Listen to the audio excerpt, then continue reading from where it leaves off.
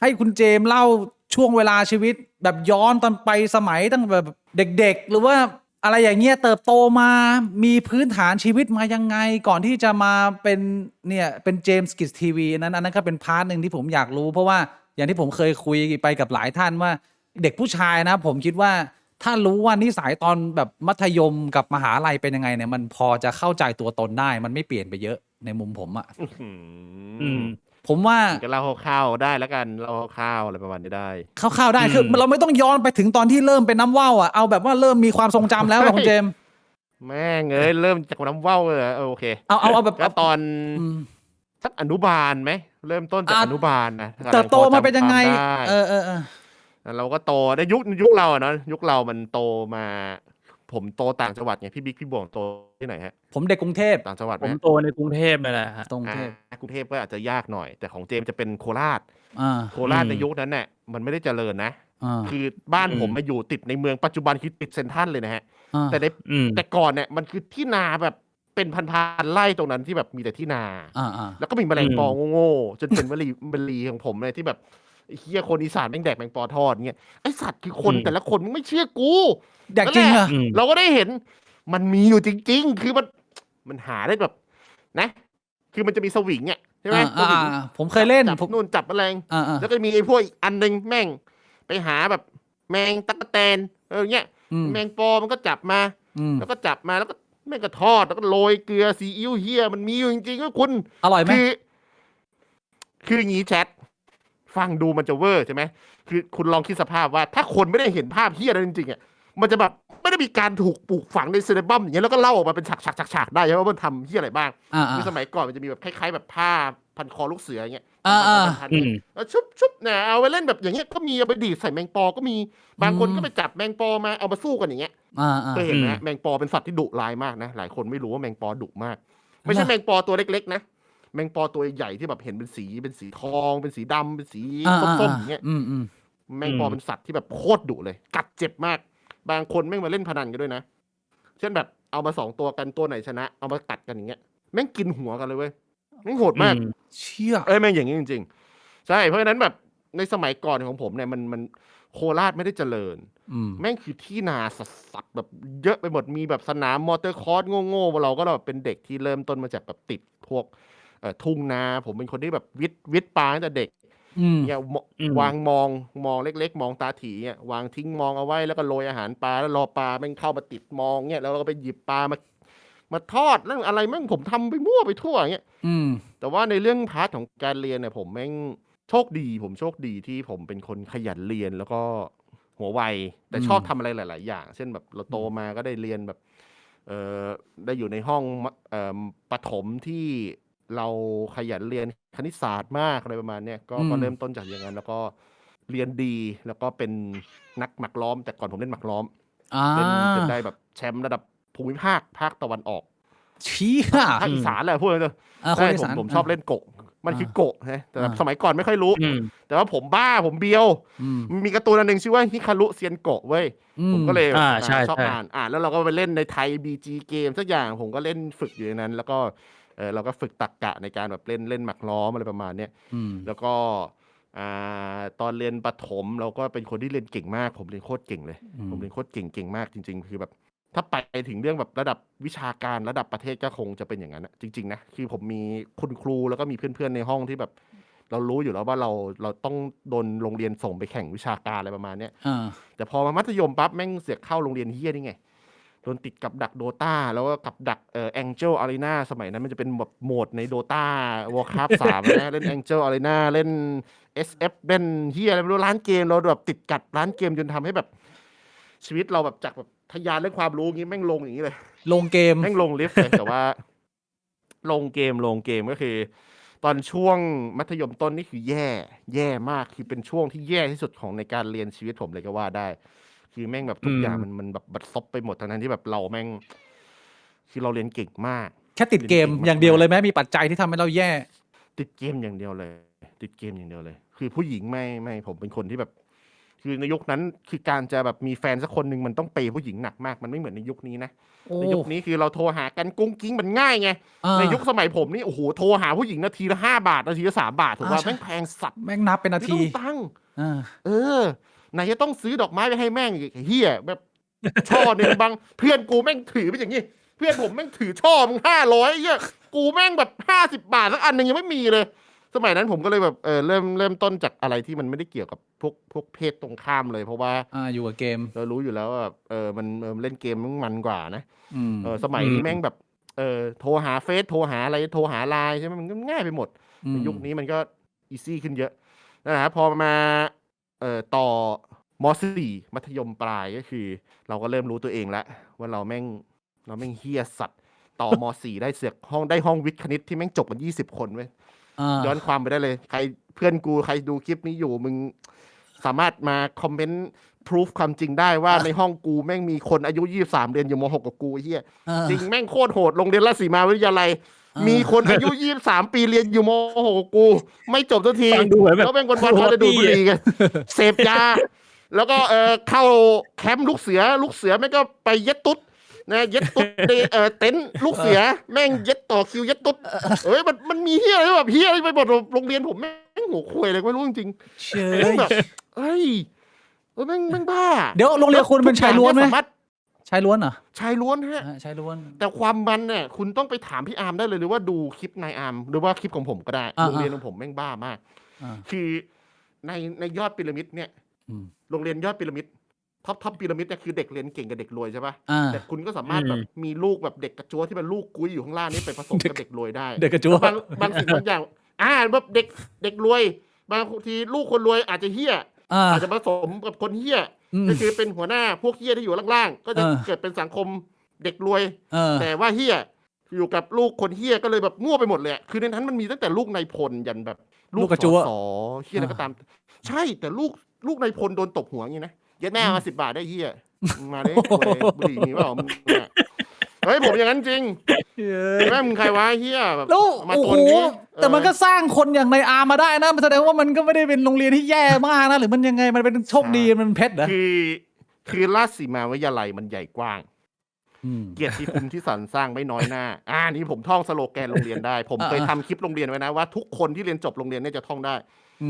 ก็คือโรงเรียนผมเนี่ยมันใหญ่มากสิ่งดีๆสิทธิ์ดีๆมีเยอะมากแต่อะไรที่มันเฮี้ยสุดขั้วมันจะหามันเป็นที่น่าจดจำกว่าคือโรงเรียนมันดีมากคือรุ่น1 ปีนึงนะโรงเรียนผมสอบติดหมอประมาณ100 กว่าคนถือว่าเยอะมากนะ100 กว่าคนนะต่อรุ่นเยอะมากแล้วก็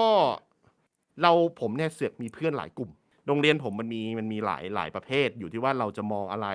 บางทีเด็กที่เรียนเก่งมากๆอาจจะหนีเรียนเหมือนกับเราอาจจะสูบบุหรี่เหมือนกับเราอย่างเงี้ยก็มันมิกซ์อยู่ในสังคมรั้วโรงเรียนที่มันดีมากเพียงแต่ว่าผมเนี่ยเล่นเกมผมเป็นคนแข่งเกมมาตั้งแต่เด็กคือตั้งแต่ม.4 ก็เริ่มแข่งเกมโดตานี่เลยเริ่มต้นมาจากแพ้อยู่ในร้านเกมแล้วแม่งไอ้เหี้ยเด็กคุมร้านเกมแม่งแอคไอ้สัตว์แม่งแบบมาท้า1-1กับผมเว้ยแล้วผมแม่งแพ้ผมแม่งมั่นใจมากไอ้เหี้ยแบบโดตาผมแม่งเล่นโทวลอดสมัยก่อนโดตา1โทวลอดแม่งเป็นตัวที่1-1เก่งมากแต่ผมลืมคิดไงว่าเริ่มต้นมาเล่น1-1ของมันยังไม่มีเว้ยแม่งเลือก Shadow Fiend มามิดเลนกูจะสู้มันยังไงเหี้ยคือแบบหลังจากนั้นมาผมก็เลยเป็นแบบยัดแม่กูจะชนะมึงไอสัตว์ไอเหี้ยเด็กร้านเกมเหี้ยเนี่ยมึงคิดว่ามึงคุมร้านเกมแล้วมึงยิ่งใหญ่มากไงวะไอเหี้ยผมก็เลยหนีเรียนเพื่อไปฝึกตนอยู่ในแบบร้านเกมมันนึงชื่อว่าร้าน AJ ร้าน AJ เนี่ยมันจะอยู่ตรงโต๊ะสนุกเกอร์แถวๆแบบในโรงในอำเภอเมืองมันจะเป็นแบบบกสมันจะมีบกสไว้สำหรับขึ้นรถไปต่างอำเภอผมแม่งฝึกตนอยู่ในร้าน AJ นั้นจนแม่งสนิทกับเจ้าของร้านแล้วก็ไปตบไอ้เหี้ยอีกร้านนึงโดยการที่แบบเย็ดแม่มึงมาใหม่ดิวางตังค์ดิเหี้ยตัวละ1,000ผมแม่งตบแม่ง3-0เว้ยแม่งแบบไอ้เหี้ยเด็กคุมร้านเนี่ยแม่งแบบแม่งงอแงเลยแล้วหลังจากนั้นผมก็เริ่มเข้าวงการอีสปอร์ตมากขึ้นก็คือแบบเริ่มแข่งโดต้าจริงจังเริ่มชวนจากมีทีมสมัยก่อนมีทีมชื่อว่า First Esport First Esport จะเป็นทีมแชมป์เกม SF มิโนรุรู้จักบอยมิโนรุไหมฮะพี่ผมรู้จักไหมรู้จักเป็นทีมเดียวกับบอยมิโนรุแล้วก็พวกแข่ง SFPB ผมอยู่ทีม First Esport เดียวกันกับไอ้ SF นั่นเลยแล้วก็ผมก็ตบทุกทีมในประเทศไทยในการแบบแข่งโดต้าในสมัยนั้นที่แบบ ที่ยุคที่ลาเคียวเพิ่งเลิกเล่นนะคือผมเป็นรุ่นต่อไป อืม ก็มหกแต่ว่าก็มาค้นพบความจริงว่าไอ้เชี่ยเราจะเล่นเกมเป็นดำเฮียอะไรวะ เพราะว่าแข่งโดตาแล้วแบบชนะ แต่เงินไม่ได้เฮียในยุคนั้นแม่ง อืม แข่งโดตาแข่งเกมเนี่ย มักจะต้องชนะแล้วถือป้ายใช่ไหมครับ 5,000 10,000 เออ แต่ถามหน่อยไอ้เฮียยุคนั้นน่ะกว่าจะได้เงินน่ะตอนไหนแม่งไม่ได้ตังค์ นะครับก็เลยรู้สึกว่าโอเคพอมห้าไปปลายแล้วมห้าเทอม2แล้วมหกเนี่ยเราก็เริ่มมาทำขยันในการเรียนมากขึ้นก็คือเริ่มมีเพื่อนที่อยู่ห้องต้น อืม ๆไปโฟกัสเพื่อนมากๆขึ้น แล้วก็เรียนพิเศษกับเขาแล้วก็แบบแอบเขาเรียกว่าแอบเรียน เหมือนเตรียม แบบ เอนทราน ลับ อ่ะ ใช่เราเตรียมในการแบบ เรารู้แล้วว่าเราอยากจะสอบหมอให้ได้เหมือนพวกห้องทับ1ทับ2อย่างเงี้ย อ่า เราก็ต้องเราอยากจะอยู่ตรงไหนเราก็ต้องเอาตัวเองไปอยู่ตรงนั้น อ่า คือห้องผมมันเฮี้ยใช่ไหม อืม ผมก็มีเพื่อนที่เฮี้ยแต่ว่าในความเฮี้ยของผมก็คือแบบไม่มีใครในห้องไม่กล้ารังแกผมแล้วเงี้ยเราก็คอมพีทแล้วว่าโอเค อย่างน้อยกูอยู่ในห้องที่เฮี้ยที่สุด อ่า แต่ก็ไม่มีเพื่อนคนไหนกล้ารังแกเรา แล้วก็ทุกคนในห้องเคารพเราด้วยนะ อืม เพราะว่าผมเป็นคนที่แอบเรียนแล้วก็ให้พวกแม่งลอกเว้ย เป็นตัวท็อปของห้อง อยู่ใน แล้ว ห้องที่มีแต่กุ้ย อ่า อยู่ในห้องที่มีแต่กุ้ยแล้วแบบไอ้เฮี้ยกูแม่งเสือกเป็นตัวท็อปในการให้แม่งลอกข้อสอบ อืม แม่งจะแบบต้องโอเราละแม่งต้องรักเราละ อืม ทีนี้คือเราก็เอาตัวไปคลุกคลิกกับพวกทับ1ทับ2ทับ3กันมากขึ้น ไปดูวิชา กับ หน่อย ห้องพิเศษที่สุดก็คือ มันจะมีห้องชื่อว่าวอมวจะเป็นห้องเดียวกับข้อสอบมหิดลโรงเรียนมหิดลวิทยานุสรณ์ อืม อืม แต่โรงเรียนผมเป็นโรงเรียนแรกในประเทศไทยที่มหิดลวิทยานุสรณ์มาเปิดสาขาเรียนในรั้วโรงเรียน อืม แล้วนักเรียนห้องเนี้ยจะเก่งมากก็คือ จะเรียนที่ในโรงเรียนราชสีมา3วิชาไทยสังคม แล้วก็พละ แล้วที่เหลือวิชาอื่นเนี่ยก็คือเด็กมัธยมจะต้องไปเรียนในรั้วมหาลัยฮะ อืม อืม เป็นห้องที่แปลกมากก็คือเด็กม .4 ม .5 ม .6 จะต้องไปเรียนในมหาลัยตั้งแต่อายุเท่านั้น ซึ่งผมเนี่ยก็จะสนิทกับห้องพวกเนี้ยเยอะมาก อืม ก็เลยทำให้ได้แบบความคิดความสมองแล้วแบบเขาเรียกว่าโลจิกต่างๆ ในการที่แบบคนพวกเนี้ยแม่งปลูกฝังให้กับเราว่าแบบมันจะไปทำอะไรแล้วมันจะรวยตั้งแต่เด็กอย่างเงี้ย เราก็เลยอยากจะเป็นบ้างเงี้ยก็เลยตั้งใจเรียน เชี่ยแล้วคุณเจมส์รู้จักคุณอาร์มตั้งแต่สมัยเรียนมปลายเลยไหมหรือว่า แค่รู้ว่าเป็นรุ่นพี่เฉย รู้ว่าเป็นรุ่นพี่แล้วก็รู้จักพี่อาร์มเขาเป็นประธานนักเรียน ๆโอ้ คือเป็นประธานนักเรียนที่แบบ อืม คือพี่อาร์มเนี่ยเป็นคนที่น่าจำในโรงเรียนมากเพราะว่ามันเป็นคนที่เฮี้ยคือ เป็นคนเชี่ยเหรอ พี่อาร์มเนี่ยพี่อาร์มเป็นคนเฮี้ยมากพี่อาร์มคือพี่อาร์มแม่งจะรู้คือเรารู้กันเว้ยเรารู้กันพี่อาร์มแม่งไม่ใช่ประธานนักเรียนที่ perfect you know แบบ he's แม่งเจ็ดแม่งชอบหนีเรียนเว้ยไอ้เฮียนี่แม่งแบบกูจับได้ละไอ้แว่นนี่แม่งต้องอยู่ซอยข้างไอ้เฮียแม่งกินข้าวอยู่แน่นอนไอ้นี่มันกำลังจะหนีเรียนตามครับ เราก็หนีมีรุ่นพี่อาร์มเป็นไอดอลเว้ยคือเข้าใจปะคือเราจะพูดว่าเขาเชี่ยอย่างเงี้ยก็จริงแต่ว่าในความเป็นจริงคือเขาเป็นประธานนักเรียนที่มีจุดเด่นชัดเจนว่าเขาจะเป็นแบบกูจะเป็นประธานนักเรียนที่แบบที่จะหนีเรียนให้พวกมึงดูอะไรประมาณเนี้ยก็เลยแบบ เชี่ย เป็นที่จดจำให้กับรุ่นน้องๆอะไรประมาณเนี้ยแต่ว่าในตอนนั้นคือยังไม่ได้ทำ YouTube ไง ก็คือมันก็รู้จักกันเพียงเท่านั้น นั่นแหละแล้วก็ขึ้น แล้วพอผมจบมัธยมปั๊บจากไอ้ห้องที่จบ20กว่าคนนั่นแหละไอ้ที่เหลือก็มีรถชนตายค้ายาบ้างเฮียแล้วก็ไม่รู้เรียนไม่จบ แล้วก็กระโดดไปเรียนแบบอีกเลเวลหนึ่งเลยแล้วก็ไปเจอสังคมในรั้วมหาลัยที่แบบ เราก็ได้ค้นพบความจริงว่าขอโทษที่ต้องพูดอย่างนี้นะแต่ว่า ตอนเราปี1ตอนเรามัธยมเนี่ยเราจะมองว่าเด็กมหาลัยนั้นเก่งแต่ในความเป็นจริงเนี่ยไม่ใช่พอเราโตมาถึงจุดเนี้ยเราจะเข้าใจภาพแล้วว่าเด็กมหาลัยไม่ได้รู้เฮียอะไรเลย เป็นแค่แบบแอคปี1ปี2ปี3ปี4นั่นแหละจะมีแค่บางคนที่จะรู้หนทางไปต่อแต่อีกที่เหลือเนี่ยเรามโนไปเองว่าคนที่เรียนรู้มหาลัยนั้นแล้วอ่ะมันจะเป็นคนที่เก่งและมีความรู้แต่ความเป็นจริงไม่ใช่เลยเพราะเขายังไม่ได้ทำงานไงถูกไหมใช่ปี2ปี3ปี4ไม่รู้เฮียอะไรหรอกไอ้สัตว์มันก็แอคทรงรุ่นน้องไปงั้นแหละแน่พอเราเรียนจบนั่นแหละแล้วทำงานนั่นแหละถึงจะรู้ว่าไอ้เฮียนั้นรู้จริงหรือไม่จริงนั่นคือความจริงสรุปก็คือพอเราไปเรียนที่รั้วมหาลัยก็เริ่มทำ YouTube ตอนนั้นเริ่มทำ YouTube ละเราก็จะได้เห็นว่าแบบรุ่นพี่ในรั้วมหาลัยเราแม่งแบบบูชิตมึงเป็นหมอจริงเหรอวะคือตอนนั้นก็ตั้งปฏิญาณกับตนเองเลยนะว่ากูจะต้องรวยกับพวกมึงอ่ะผมคิดอย่างนั้นจริงๆเพราะว่ามันคือตอนที่ผมไปเรียนหมอแล้วผมเล่นเกมไปด้วยผมเอาคอมไปด้วยเขาเข้ามาด่าผมในห้องเลยนะว่าแบบเธอไม่สงสารพ่อแม่เธอบ้างเหรอที่แบบเธอมาเรียนหมออย่างเงี้ยเขาตั้งตาแบบบากบั่นส่งเธอมาเรียนด้วยแบบอาชีพที่มีเกียรติไงเพราะว่าต้องท่องคำปฏิญาณที่จะเรียนหมอด้วยนะใช่ต้องท่องคำปฏิญาณที่จะเรียนกับ โอ้ใช่จะต้องแบบเป็นนักศึกษาแพทย์เป็นแพทย์ที่แบบรักษาแบบตามกฎหมายถูกต้องโอ้ยเราต้องท่องคำปฏิญาณเรียนแพทย์ด้วยนะฮะ มีวิ แต่ ชา ใน ชี ควา พ มเป็นจริงคือเราค้นพบความจริงแล้วว่าพวกมึงแม่งบูชิต ไอสัตว์พวกมึงไม่รู้เหี้ยอะไรเลยแล้วแบบผมก็เล่นเกมตัวนั้นไปแล้วผมก็เก็บเกี่ยวประสบการณ์ตรงนั้น แล้วก็อัดเกมทำ YouTube ตั้งแต่ตัวนั้นจนแบบปัจจุบันนี่คือได้ดีกว่าพวกเขาหลายคนมาก เชี่ย แต่เราก็ไม่ได้เอ่ยชื่อ แต่เราก็จำได้ว่าอิริยาบถของคนพวกนั้นที่ปฏิบัติกับเราอ่ะมันแย่ขนาดไหน แล้วเราก็ต้องทำให้ดีกว่า นี่คือการเอาคืนที่เรียกว่าสะสมที่สุดนะฮะ คือสร้างผลลัพธ์ในอ ปัจ นา จุ คต บันหลายคนก็ผมก็ยังตามดูเขาอยู่นะว่าเขาไปทำบ้าอะไรบ้าง ที่เป็นรุ่นพี่เราที่เป็นเพื่อนเราที่คอยดูถูกเราอย่างเงี้ยแต่ปัจจุบันเราก็มองข้ามได้แล้ว แต่เราก็ยังมองเขาอยู่ว่าเขาทำอะไรเขาจะไปถึงไหนอย่างเงี้ย คืออ ม ไม่ได้แค้นแต่ว่าเราก็อยากเห็นว่าแบบคนที่ทำกับเราแบบนั้นในวันนี้อย่างเงี้ย ปัจจุบันเขามูฟยังไงเขาไปทำอะไรอย่างเงี้ย ก็เป็นอีกโลจิกหนึ่งที่ทำให้เรามีไฟในตัวเอง เชี่ยนี่คือประวัติของคนอีสานนะฮะ ที่แดกแมงปอทอด เออ ใช่ไหมผมสรุปถูกไหมมันมีแต่แมงปอทอดเหรอเพราะว่าหลายๆคนเขาก็พิมพ์ช่องแชทเขาก็พิมพ์แมงปอทอด มันมีคนอีสานเขากินอย่างอื่นอะไรอีกที่แปลกๆไหมหรือว่ามันมีแต่แมงปอทอดอย่างเดียวที่เป็นของฮิตอะฮะ โอ้โหแม่งคนอีสานมันแดกทุกอย่างเลยพี่ หมากินไหมหมา